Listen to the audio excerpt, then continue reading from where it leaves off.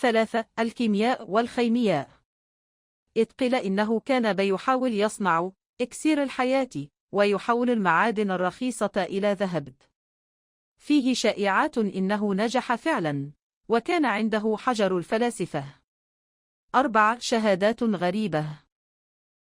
مادام دي جيرجي، سيدة فرنسية أرستقراطية، قالت إنها شافته وهو بنفس الشكل قبل 50 سنة. فولتير قال عنه: هو رجل لا يموت أبدا، يعرف كل شيء ولا ينسى شيء. 5. ظهوره بعد وفاته.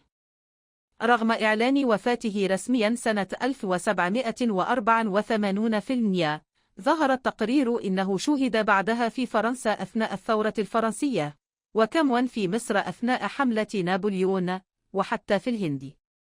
الحقيقة ولا أسطورة.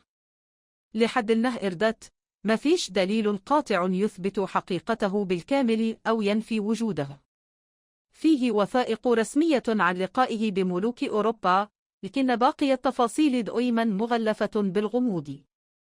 جهاز عرض أفلام. هل تعرف إنه أتعمل عنه أفلام وروايات؟ شخصية الكونت ظهرت في مسلسل أتلاندر. كتب خيالية عن الخلود والسحر. وفيه ناس بتربطه بمصاصي الدماء أو الخالدين.